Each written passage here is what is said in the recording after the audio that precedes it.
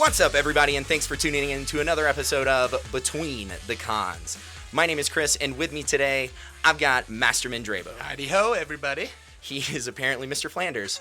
And also, we've got Jason Brenner, the Senior Brand Manager from Upper Deck. Say hey, Jason. Hey. I'm just glad you didn't say hey, Jason. That happened on our... Off, man. I was going there. Oh, well, in that case, I'm not sorry. But anyways, we've got a really fun Meet the Geek episode planned today. With Jason, we're going to learn a little bit about Upper Deck behind the scenes, a little bit about Legendary, and then a little bit about Jason. But before we jump into that, thanks to everybody for tuning in. We love having you guys here. We love talking to you through the internet. Thanks for following us on the internet. And, of course, thank you for leaving those reviews on the iTunes store. If you haven't done that yet, they go a long way in our industry, so we would appreciate it if you would. And that's it for the intro. So I say we've got a lot of ground to cover and a little time to do it, so let's get this thing going. Allow me to break the ice.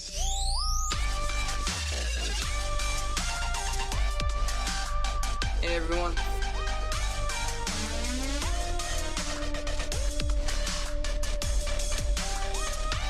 I'm shaking your hand too long. Wow, this is awesome. All right. So, like I said, we're here with Jason Brenner from Upper Deck / Legendary, more specifically. So, Jason, what do you do? I think that's the best place to start. That's a question so many people ask, and I don't know, man. These days, I don't know. You look pretty. Yeah. Well, yeah. I want to break every mirror in my house. You do have beautiful locks. Yes, thank you. I get that a lot. They're all coming off after this podcast. Oh no! No, so I'm the senior brand manager over here, which means that I run the gaming business portion for Upper Deck. Which there's a lot under that umbrella. So, I work with all the licensing that we do. So we have, like Marvel and Fox and, some other stuff. Sure. And I work with all those companies to make sure we're doing the best we can with the licenses we have. Work on if there's a new game type I want to make, I get to, determine those things. And then, I drill down into what kind of stuff goes into the games and how the games are played and things like that. So kind of a over-encompassing, part of the business. Pretty much everything. Yeah, all right. So there's a couple things I specifically don't do, but we have a lot of people who do our art acquisition and things like that, and that's totally on them, and they're awesome at it. So nice. Well, that's good. Yeah. But that's cool that you're involved in so much of what we as the consumer receive. That's really awesome. Yeah, for sure. So it's definitely we have a pretty big team here, and the whole team does get involved with every aspect of the games. So when you open it up, there's a lot of people had eyes and hands on it. So it's pretty cool, man. Yeah, it is a cool thing to play. I can tell you that. I actually introduced so on the show we have nine people, and it's a rotating co-host kind of thing, and I actually got Legendary at a game store late summer of last year, and have since gotten my hands on every expansion pack, and every expansion except for Fantastic Four, and you knew it. Yep. That was mean. That hurt my soul. Yeah. I have tried to find some way to justify a $400 eBay purchase, but I cannot do it. I love the game, though. If you had a coupon code that allowed a Fantastic Four purchase, we wouldn't turn that down. Right. No, Fan 4 is one of those, we really enjoyed it while we were printing it, and it's just one of those that had to go away, Yeah. Yep. Well, and with the rights, all of the things around the rights that I'm sure that you guys have to track down, I'm sure that doesn't make it easy either. And how many requests would you say you guys get, a month to bring Fantastic Four back? There's a lot of people out there who are still very passionate about that brand, and if something ever changes, we'll be happy to do it. But for now, we have like 13 other expansions Right. to Yeah. keep people happy, right? Yeah. That is an impressive number for for a game to have that many expansions and for them to all be enjoyable. Yeah. So you were saying, as you were talking about yourself, you were saying that any kind of game that you want to make. So you kind of have some swing in design concepts. Yeah. That's sure. exciting. So I mean, you're involved with yeah. like Versus and all those other games as well. Absolutely. Absolutely. I mean, our game team is pretty intimate, quite frankly. I mean, we have a lot of designers that we work with, but our game team in-house is a pretty intimate group, and we all work on all of it. So yes, Versus, it's not segmented like one team works on Legendary, one team works on Versus, one team does homegrown stuff. Like, it's all us. So doesn't matter what game you open from Upper Deck, there's like the same eyes are always on it. So internal, that is. That's really cool. Yeah. So what would you So say? if it's not good, you know who to blame too. Exactly. Yeah. Right. So what would you say is your favorite Upper Deck game? Do you have a favorite? 100%. But it's like telling you which one of my children is the favorite. We Which all I know haven't that looked into, everyone but- has one favorite child, so. Oh, for sure, without question. Honestly, man, I will say it is a Legendary title, but it is. I have such a fond spot in my heart for Big Trouble in Little China. Oh, And, yeah. dude, if you haven't played, I know you said you played Legendary. I'm going to consider Big Trouble part of the expansion world of Legendary because it fits right in, really well with, gameplay and all that. If you haven't played it, I highly recommend it. If you're a fan of the film, Right.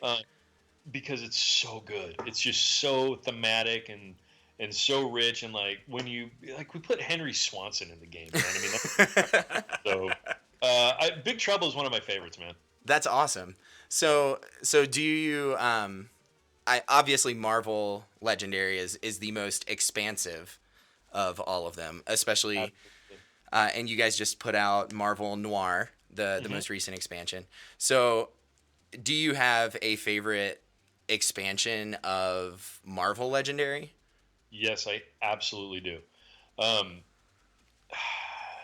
Dare I say it's not out yet? Oh. With the teasing today. Oh, wow. I Goodness. can talk about it because I've already announced it and it's coming out in June. Oh, okay. So it's a two-part question. So because of what's available today, I would still say Dark City is my favorite expansion to date. Dark Strong City choice. crushes it. And for a couple of reasons. One, when Legendary came out, first of all, Marvel Legendary is our flagship game. For Upper Deck, it is our Sure. flagship. It is the one that people just go to, and for good reason, right? A, it's Marvel, which Marvel is amazing, and B, it's a killer game. It's just a killer game mechanic. But when it came out, there was some criticism to it, and I understand where that was coming from. A, it was an easy game. The core set's pretty easy. And by the way, was literally you hook people in with oh man, it's so fun to win every time. It's great. And then Dark City, bam, throw Apocalypse at them or the other cards. Tell me about it. Right? I'm still trying to come on.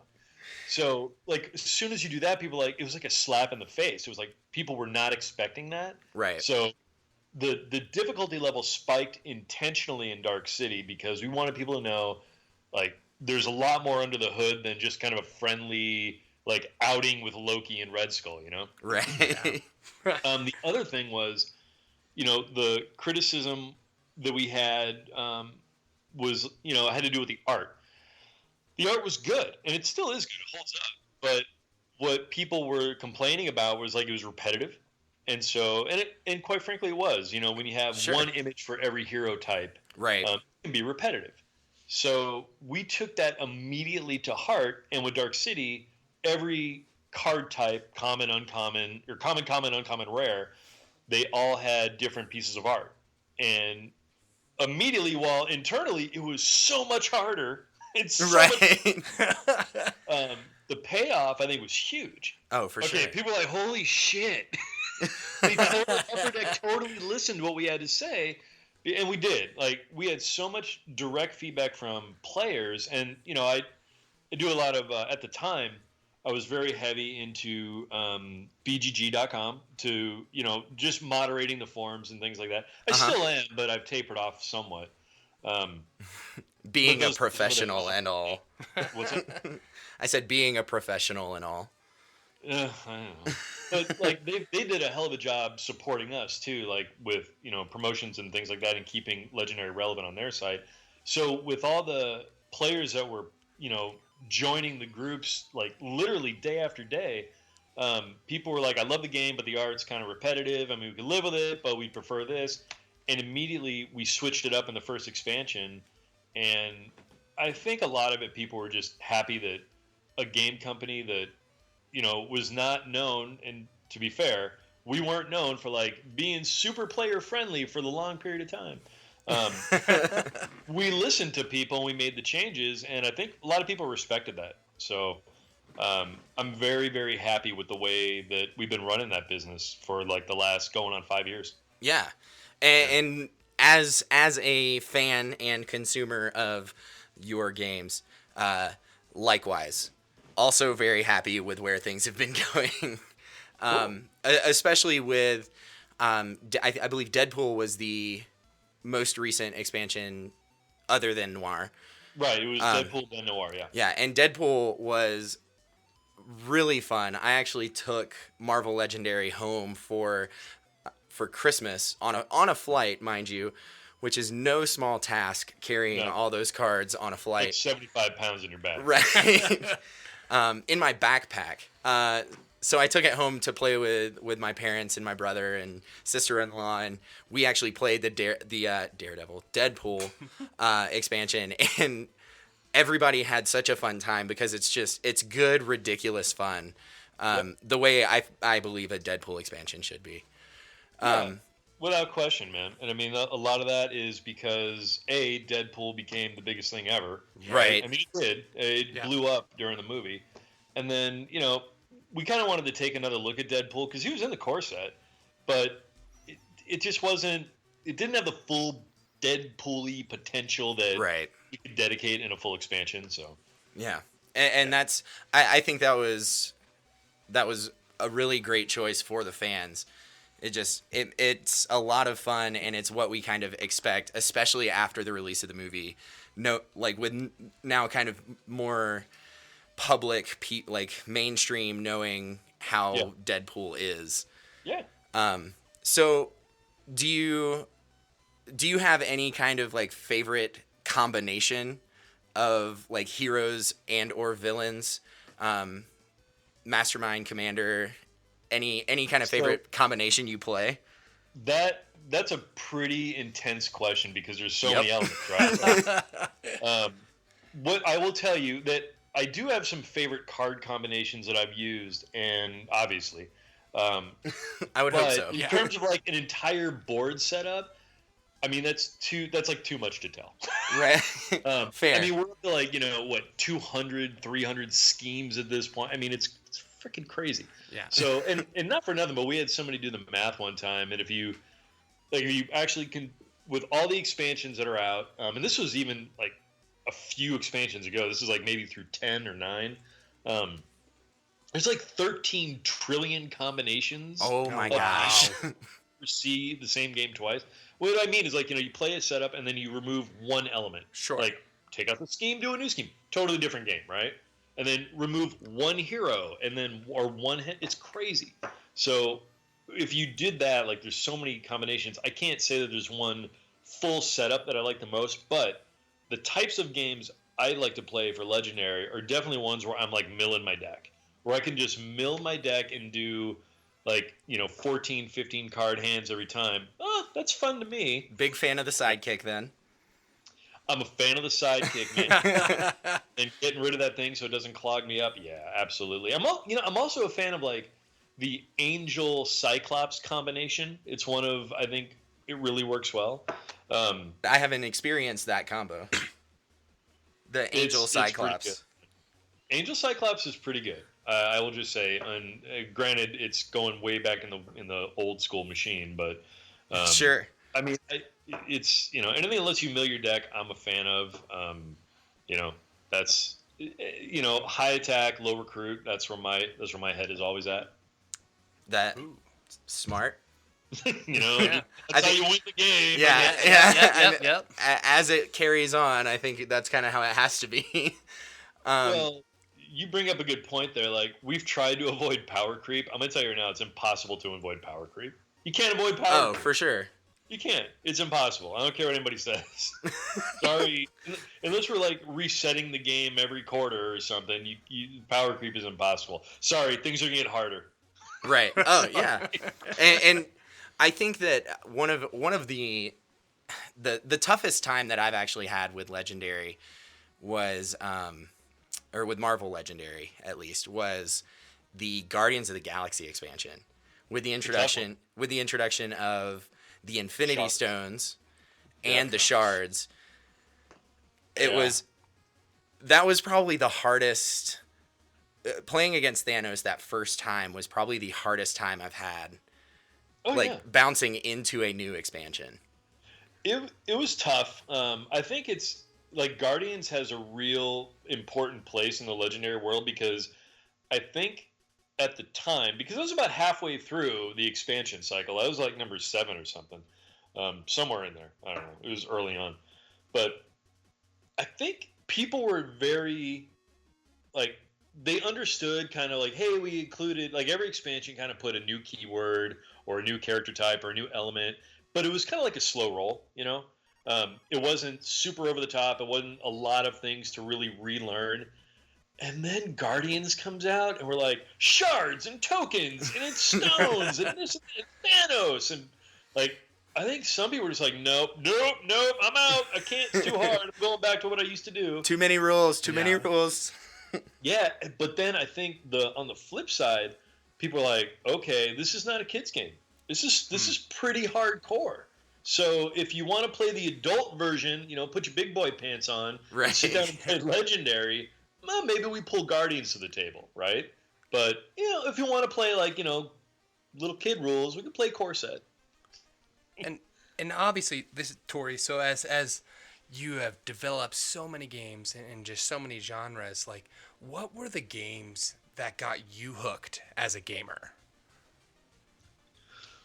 Well, that is a really good question. And admittedly, I didn't play too much in my younger days because, quite frankly, like tabletop gaming didn't exist when I was playing a lot of my games.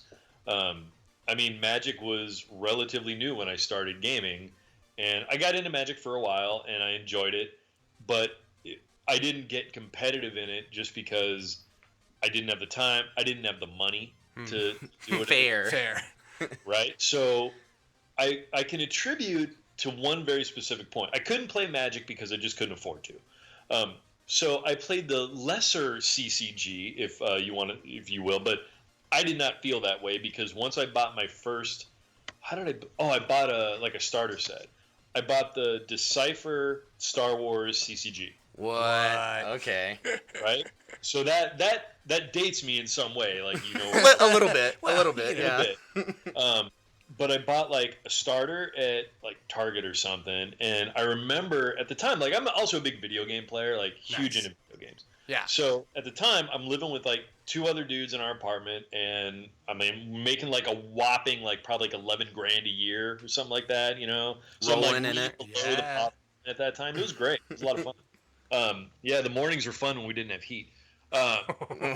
So I remember bringing the CCG home, and I'm going through the rules, and I'm like immediately hooked. I didn't even play the game. I didn't even play the hand yet, and I'm immediately hooked because I'm a Star Wars just fucking fanboy. Yes. And at the time, if you recall, this is like mid-90s. There wasn't a lot of Star Wars out there. I mean, you had, it ended after Jedi, and after Jedi, there's this big gap, and there was just nothing. Yeah. So bringing back that, was, for me, that was perfect timing. So I'm reading it, and I'm laying it out. I'm mocking the fact that I have, no other player to play with, and I'm playing two sides. I'm playing both hands. And my roommate comes home, and this again says a lot about the tabletop industry of, where it was and where it's at today. Yeah. He sees me. I have this thing spread out on the floor. And, of course, I probably had, a Heineken or something. And I'm, sitting there. Of course, right? So he sees me, and he's also a big Star Wars guy, and he's like, what is going on? What is happening in my house right now? What is going on with this? I was like, dude, you got to sit down and play this. Just check it out, play it. And he sits down, he looks at it for 2 seconds, he goes, where's the board? And I'm like, what do you mean, where's the board? It's a card game. And he's like, I don't get it. Immediately. So what ended up happening was the game got shelved for a couple years because I didn't have anyone to play with. Nobody would sit down and play with me, right? So got shelved, and then a couple years later I pulled it out again, and by this time it was actually kind of tapering off.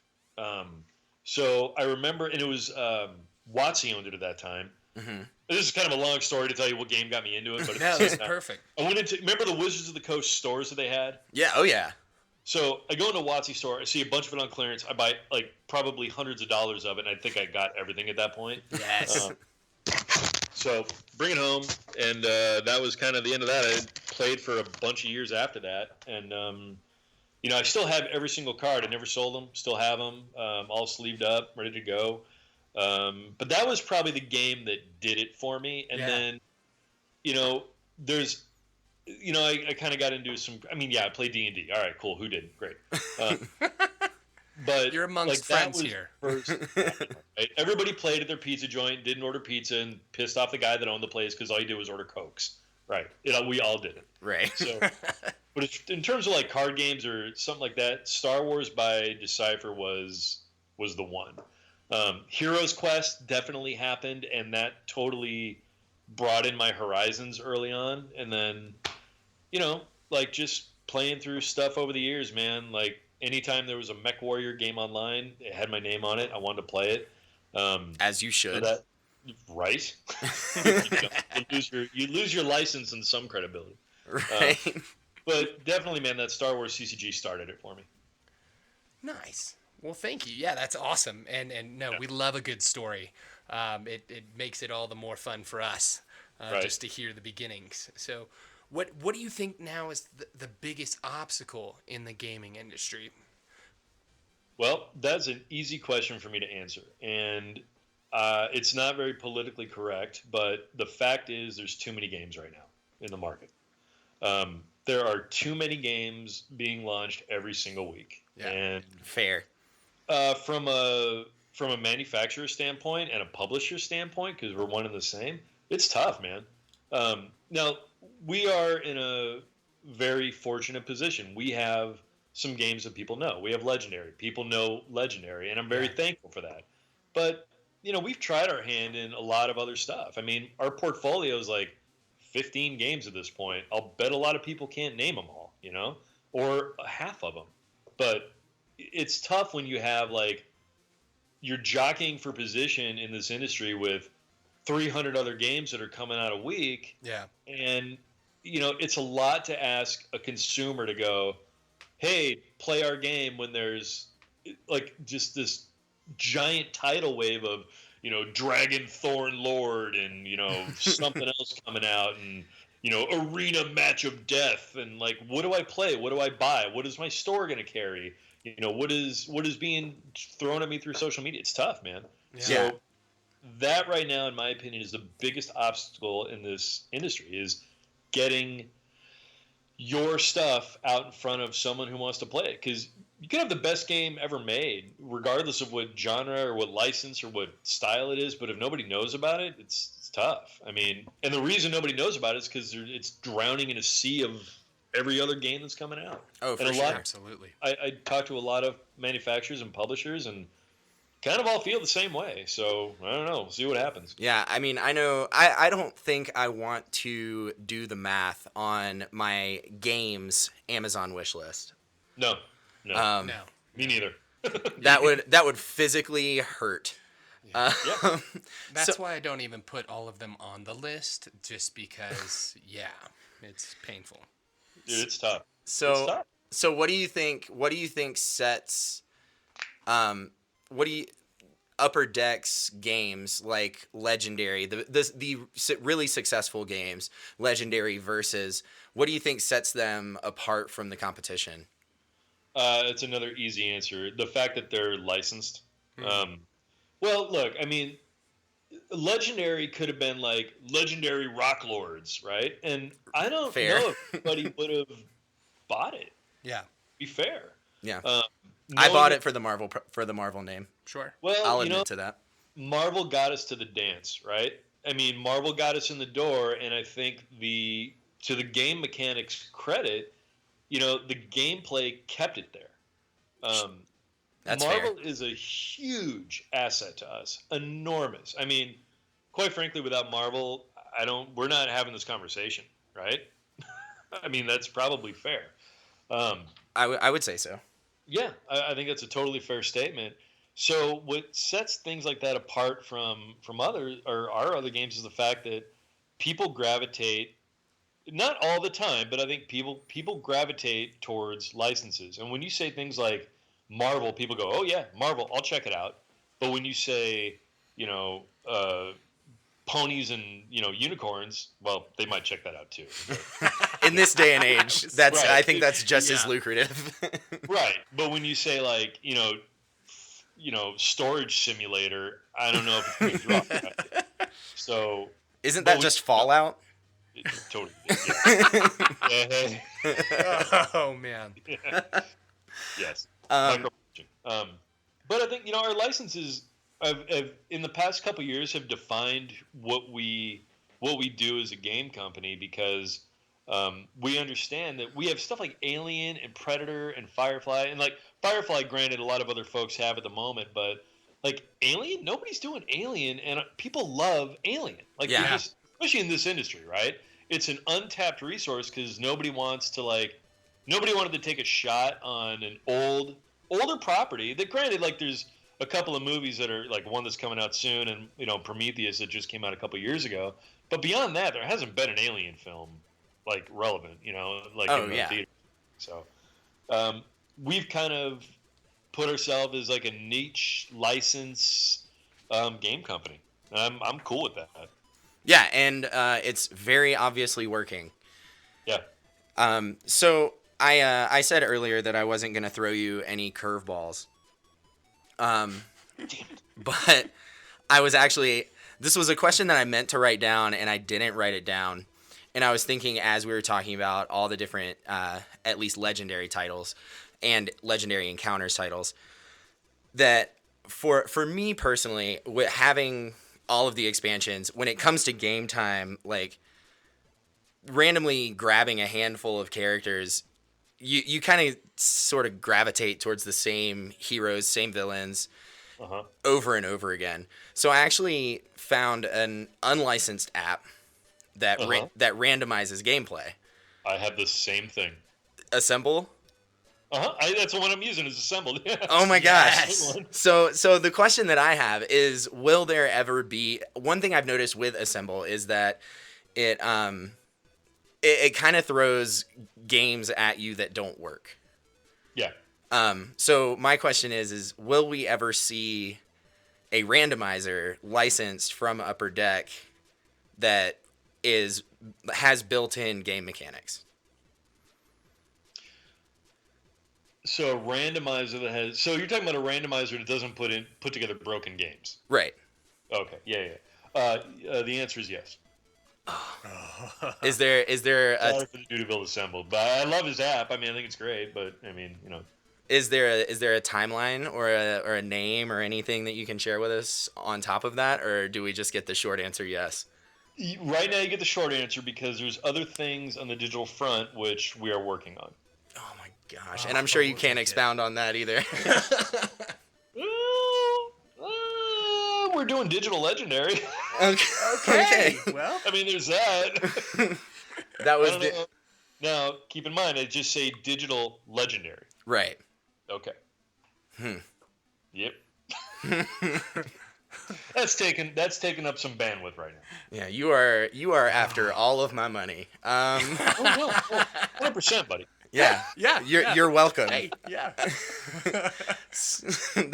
That's awesome. So on that front, we have that randomizer app at some point in the future, and then Yeah, I mean, look, all kidding aside, we want to be able to make sure that we're supporting the games the best we can. And sure.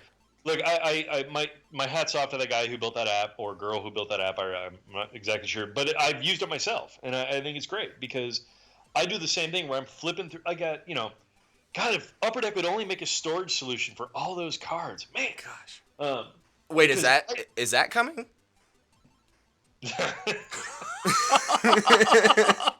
Man, if Upper Deck would only make a storage solution for all those cards, is all I'm going to say.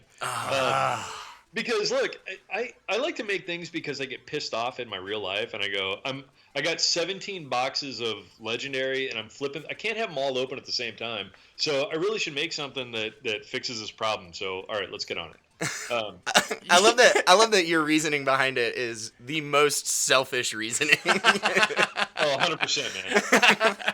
100%. That's so good. I fix the things that get in my own way. If it pisses me off at home, I imagine somebody's cursing me right now. So Yeah. Well, I do have four, or I have the core set box. Or no, I don't even use the core set box anymore. I use the villains box. yeah, I have my own custom playmat that has the in your drawer. that has the core set and the villain set naming conventions. Uh-huh. Yep. And then I have the villain set, which houses most of the heroes, not even. And then one of the large box expansions that has the rest of the heroes, and then another large box expansion that has villains, henchmen, and like schemes and sidekicks and all that stuff. right. So Yeah, it's tough, man, because like the thing about space is it is finite, right?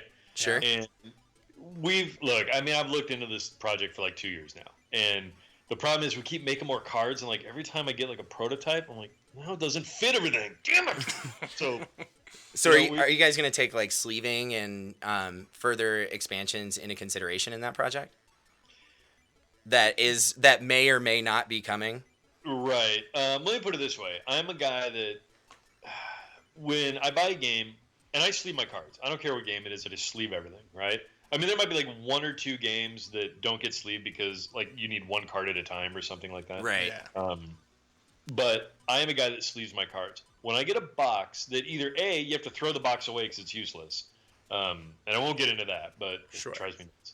Or I get a game where you have to save the box to house the cards, but it doesn't fit sleeve cards. I hate it. I hate it. I hate it to death. So Fair. We're with you. Yeah. seriously, man, it's just it bums me out. So I have way too anything many we do baggies will for any accommodate game. sleeve cards, assuming we do something. Right? Assuming. Yeah. Right. Completely assuming because it was my idea and that's how it came up. Exactly, and I'm not looking at a prototype in my game room right now. So strike. Yeah, I don't believe that you would be because why would you? No. But no, I mean, look, part of the thing we want to do is make sure we have a well-rounded complement to Legendary because it is a big game. There's a lot going on with it, and I agree with the fact that like randomizers are good. Like some randomizers are good when there's very little amount of content because there's not much you can mess up. Sure. But you can definitely screw up games by putting the wrong stuff together. I mean, Yeah. you just have an unwinnable scenario. Yeah, and we've done that. We've played games where we find out an hour into what should be a 30 to 45 minute game that there's no way we can win, or Can't co-op it. there's at this point in the game there's no way we can lose. Yeah. Right.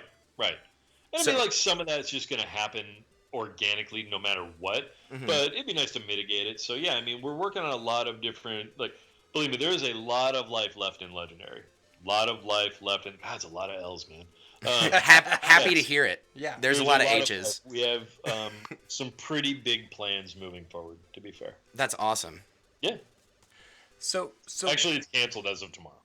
Oh. Well, I we would got cry. the final interview, so that's fantastic. Yeah. What are your favorite games to play right now? Right now, Yeah.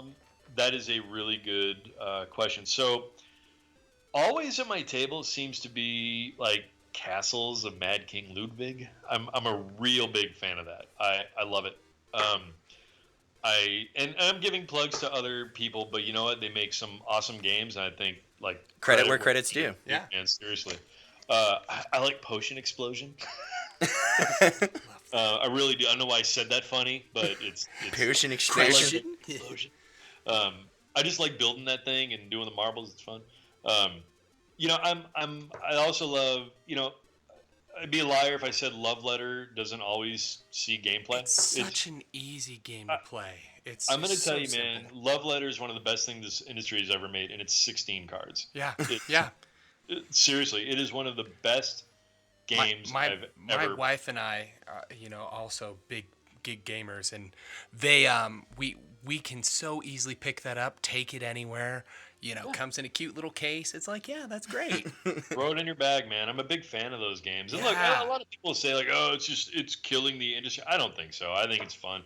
Hell, man, that Fantastic Gymnastics from Hasbro is a fun game. If you want to know the truth. And I'll tell you, there was a real.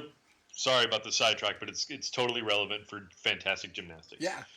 I'm so excited. Distributor show with a lot of my colleagues a few months ago, and like we're all pimping our stuff and Legendary this and Star Wars that and all these like hardcore things, and then Hasbro had a booth there and they had Fantastic Gymnastic or whatever it's called, Yeah. and all of us, 2016, like, right?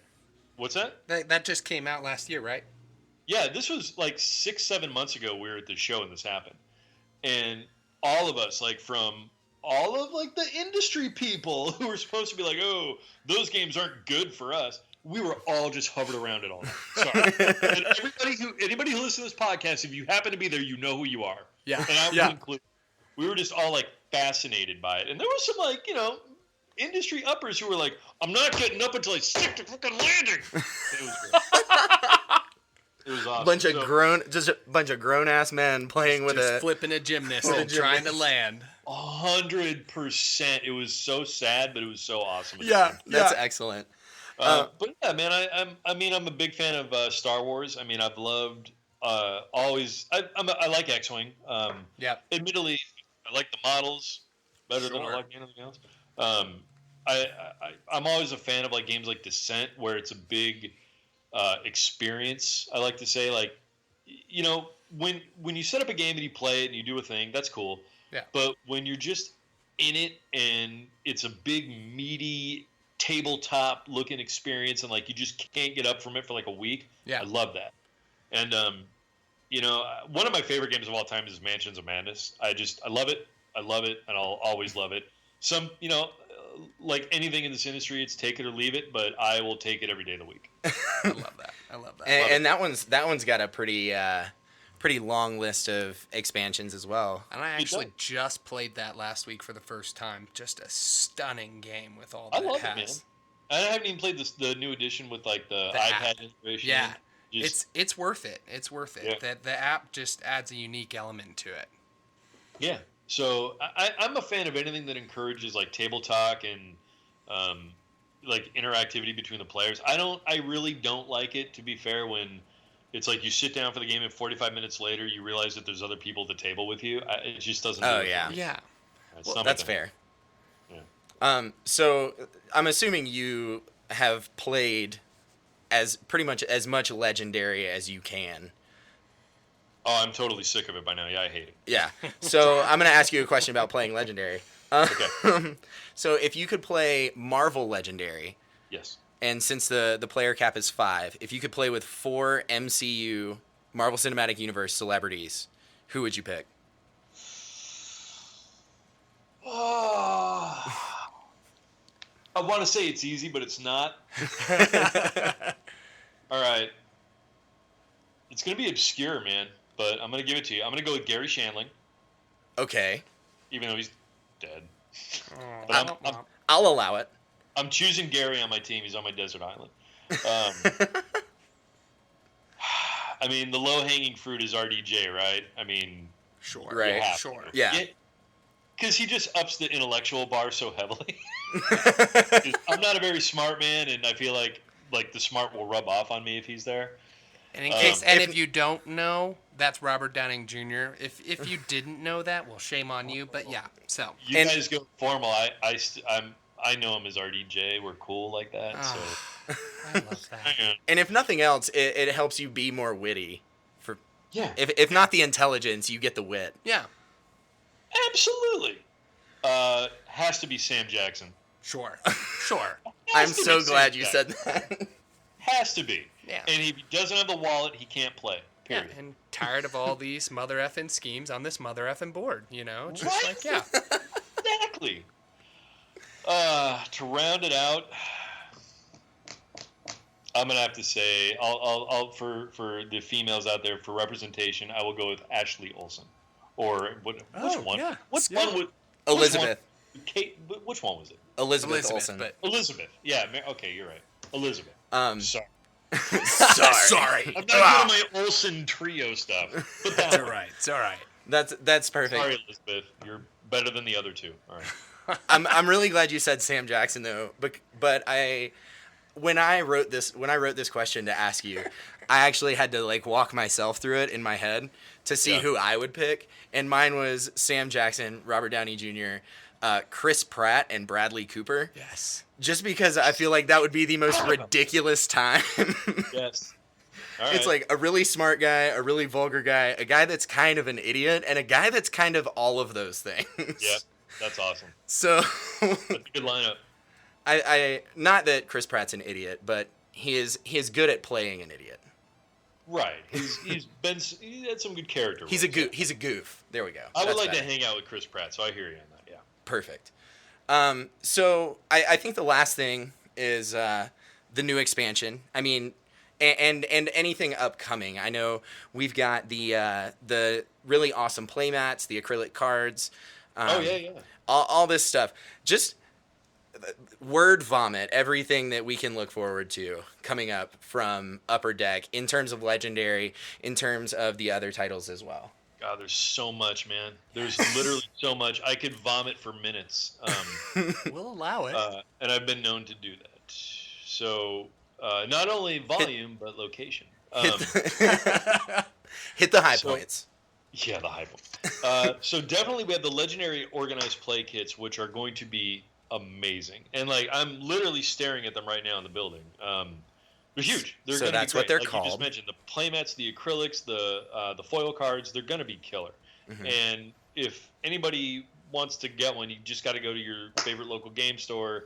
Tell your the guy running it they just want to play Legendary Organized Play, and you can get a kit. It's that simple. Nice. Those are going to be, I think, really good for the brand. Quite frankly, I think it's going to do well, and maybe take the game to another level. I hope it does. For sure. Not Obviously. another Yeah. level down, but maybe another level up. We are going to be expanding on some accessories, to be fair, and that's going to enhance, I think, the gameplay. I think it's going to be. I can't. Some of the ideas I can't talk about, but I will tell you as a whole, if you are a Legendary player and a Legendary collector, because you just want to have everything, you're not going to want to miss out on some of the things we have coming that are, quite frankly, they're not cards. I mean, it's stuff to enhance the game. So other things. other things, and I'm really stoked about it because I think it's going to be killer. I want it all for myself. I'm not gonna lie. Just want it all. Again, it's those selfish reasons Right that back to are it. bringing it back to the awesomeness of the game. Oh yeah, I just want stuff for me, man. I don't care.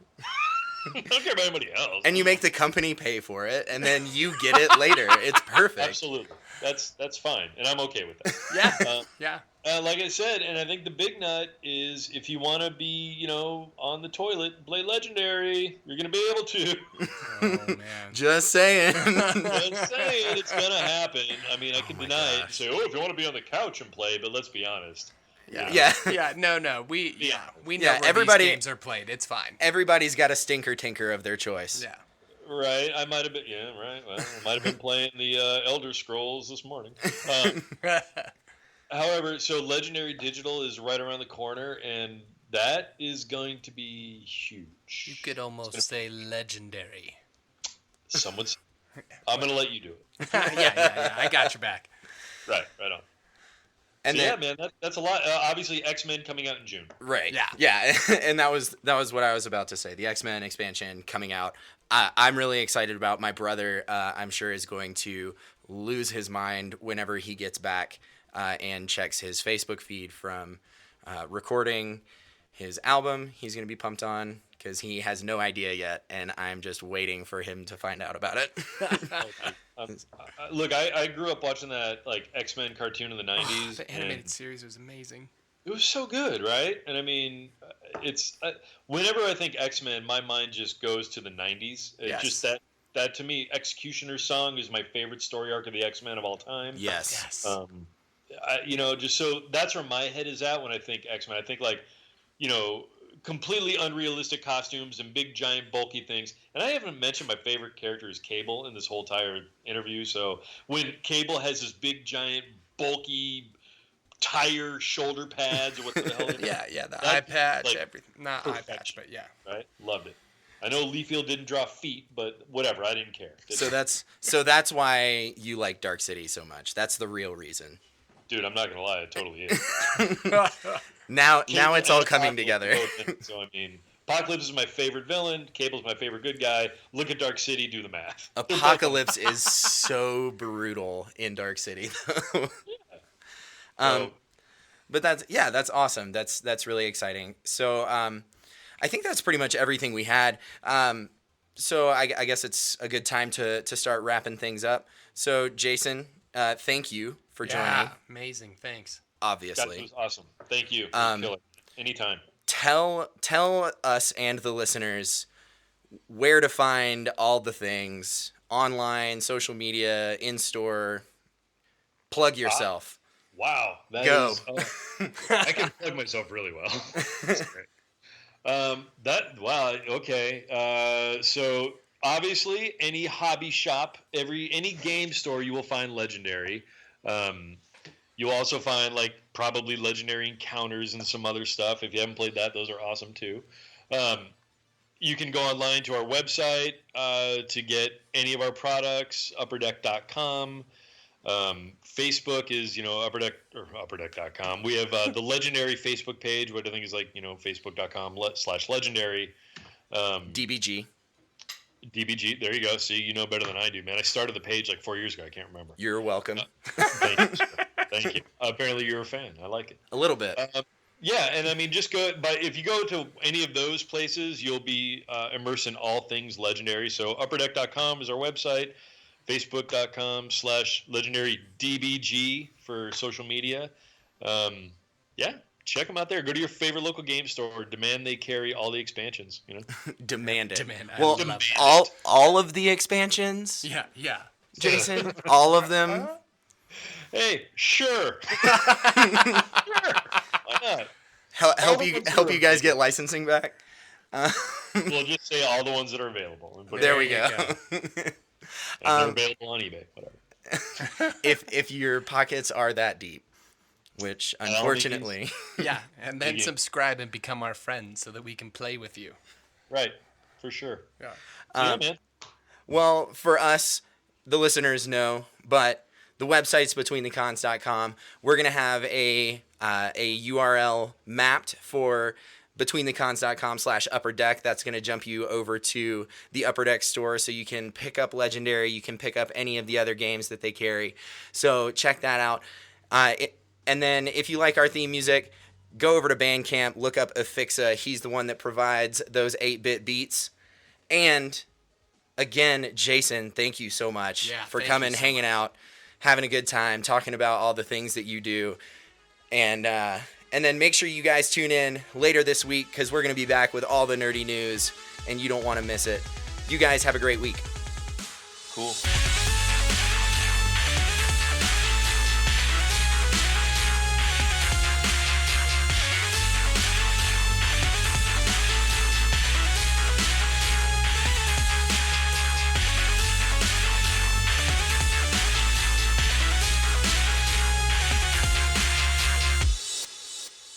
cool. You guys got it.